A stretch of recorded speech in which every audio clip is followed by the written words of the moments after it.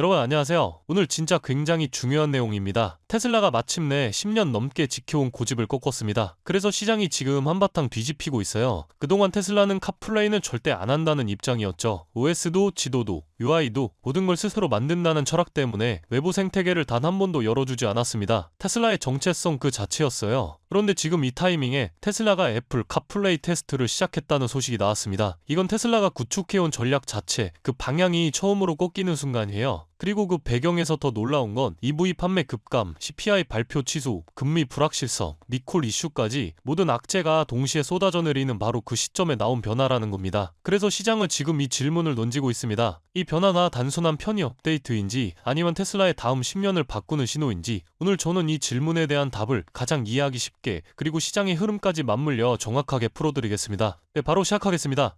자, 먼저 배경부터 보면요. 테슬라는 원래부터 차의 경험은 직접 만든다는 철학이 정말 강했습니다. 그래서 지도 내비게이션, 음악, 영상, 통화 메시지, 심지어 오토파일럿 UI까지 모든 걸 테슬라 OS 하나로 통합하려 했어요. 애플 카플레이를 허용하면 어떤 일이 생기냐면 차 안에 들어오는 정보와 데이터 흐름이 일부 애플로 넘어가 버립니다. 그런 걸 테슬라는 싫어하죠. 또 중요한 이유는 자율주행 시대에는 OS와 UI가 자동차의 핵심 경쟁력입니다. 여기에 다른 회사 플랫폼을 섞으면 그 생태계가 흔들려요. 그래서 테슬라는 10년 넘게 카플레이는 절대 안 한다는 기조였던 겁니다. 그 테슬라가 지금 바뀌었습니다. 여기가 오늘의 메인입니다. EV 보조금 종료와 경기 둔화 때문에 미국에서 테슬라 판매가 진짜 많이 빠졌습니다. 그리고 고객 설문에서도 카플레이 안 되는 거 진짜 불편하다. 이게 구매 거부 사유 1위로 나왔어요. 전 세계가 아이폰을 쓰는데 카플레이가 안 된다는 거는 요즘 소비자들한테 큰 감점 요소죠. 테슬라는 결국 이걸 받아들인 겁니다. 지금 전기차 경쟁은 배터리 싸움이 아니라 UX 싸움입니다.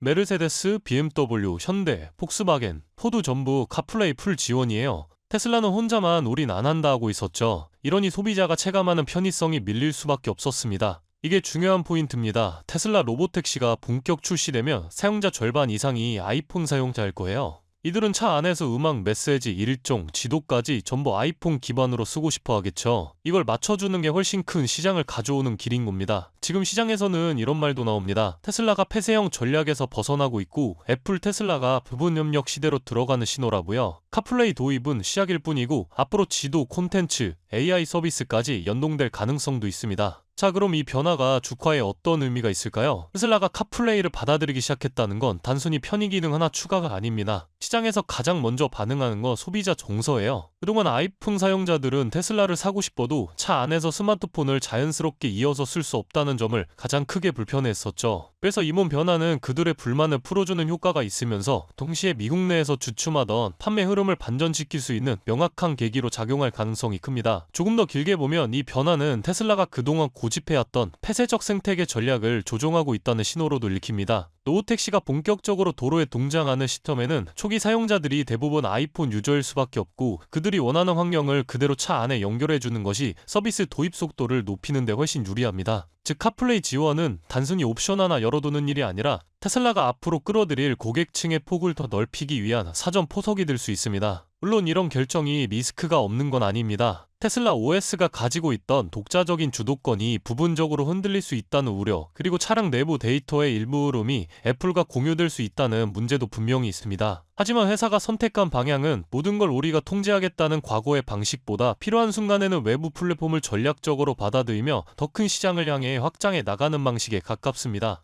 카플레이 지원 가능성만 놓고 보면 테슬라가 굴복한 게 아니냐는 반응도 있습니다. 하지만 시장 전체 흐름과 테슬라가 발표하고 있는 장기 로드맵을 연결해보면 이번 결정은 오히려 그 반대쪽에 가까워요. 테슬라는 지금 전기차 회사에서 플랫폼 회사로 넘어가는 과도기에 있죠. 로보택시 FSD, 차량용 OS, 차량 내 콘텐츠, 그리고 장기적으로는 이동형 앱 생태계까지 이 모든 것들은 테슬라가 단순 제조사가 아니라 이동 서비스 플랫폼으로 변신하고 있다는 사실을 보여줍니다. 이런 방향성 속에서 보면 카플레이는 테슬라를 약하게 만드는 요소가 아니라 오히려 사용자 기반을 빠르게 넓히기 위해 전략적으로 선택한 하나의 문입니다. 예전처럼 모든 걸 내부에서만 만들겠다는 방식으로는 이제 시장을 선점하기 어렵고 특히 전세계 아이폰 유저들을 자연스럽게 끌어들이려면 어느 정도의 개방성은 필수입니다. 결국 테슬라는 폐쇄형 전략을 버린 게 아니라 더 큰 생태계를 끌어안기 위해 열린 전략을 선택한 것이죠. 즉 중심은 계속 테슬라가 유지하되 필요할 때 외부 플랫폼을 끌어오는 하이브리드 방식으로 진화하고 있는 겁니다.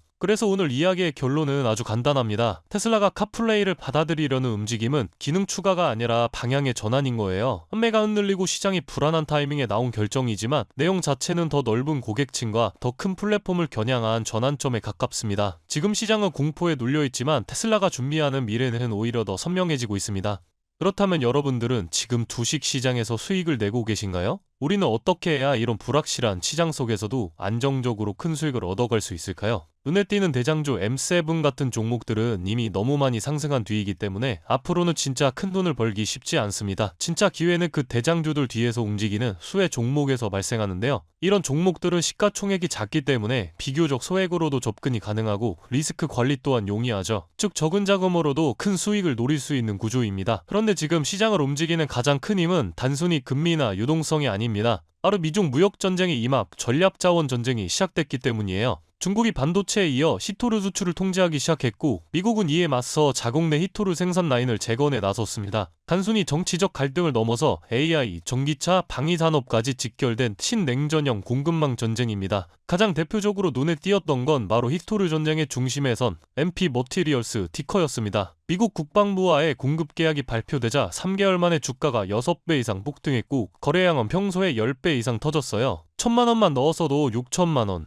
이게 바로 시장이 움직이는 타이밍입니다. 이런 종목들을 한번 불이 붙으면 정말 불도저처럼 밀어올립니다. 왜냐면 시장의 자금은 테마에 몰리기 때문이에요. 하지만 여러분, 중요한 건 여기서 끝이 아닙니다. 한두 종목이 폭등하고 끝나는 이야기가 아니라 산업 전체의 판이 바뀌는 신호라는 점이에요. 히토르 전쟁의 불길은 이제 리튬, 니켈, 코발트 같은 2차 전지 원자재까지 번지고 있습니다. 이미 티커와 LAC 같은 대장은 너무 멀리 가버렸지만 그 뒤를 따르는 진짜 수혜주들은 아직 초입에 있습니다. 히토르 자석을 제조하는 기업이나 리튬 정제를 담당하는 2차 밸류체인 혹은 이 자원을 기반으로 한 방산 전기차 부품 기업들이요. 이런 기업들은 아직 시총이 작고 조금만 자금이 들어와도 급등 파동이 나올 수 있습니다. 테슬라나 엔비디아 같은 재무가 탄탄한 기업에 중심을 잡고 이러한 기업들의 분산 투자하셔야 보다 더 큰 수익을 얻어가는 겁니다. 지금 시장은 분명히 움직이고 있습니다. 하지만 대부분의 개인 투자자들은 이 거대한 판이 어디로 흘러가는지조차 모른 채 뒤늦게 따라붙고 있어요. 진짜 돈은 먼저 움직이는 사람의 몫입니다. 그래서 제가 이번에 직접 현재 이 전략 자원 전쟁 속에서 가장 강하게 수급이 몰리게 될 핵심 수혜 섹터와 종목 리스트를 정리해뒀습니다. 실제로 기관 자금이 들어오는 타이밍과 정부 정책 방향, 글로벌 공급망 재편 흐름까지 데이터 기반으로 정리된 PDF 자료예요. 이러한 정보도 소중한 제 구독자분들과 끝까지 영상 시청해주신 분들께만 오픈해드리도록 하겠습니다. 참여 방법은 간단합니다. 영상 아래 더보기란을 클릭하시면 파란색 링크가 하나 보이실 겁니다. 간단한 설문조사 진행해두시고 전송 버튼까지 눌러주시면 확인 후에 순차적으로 자료를 전달드리겠습니다. 절대로 금전 요구나 무조건적인 투자 권유 또한 하지 않습니다. 여러분이 시장에서 안정적으로 수익을 만들어 가시길 바라는 마음으로 준비한 자료들이에요. 꾹 가볍게 참고하시고 시장의 흐름을 직접 관망하셔도 좋습니다. 시장은 언제나 먼저 보는 사람, 먼저 움직이는 사람이 이깁니다. 지금 우리가 보고 있는 건 단순한 주가 상승이 아니라 글로벌 머니의 방향 전환이에요. 이 기회를 놓치면 다음 사이클이 올 때까지 또 몇 년을 기다려야 할지도 모릅니다. 영상이 도움되셨다면 좋아요와 구독 버튼 눌러주시고 저는 다음 영상에서 뵙도록 하겠습니다.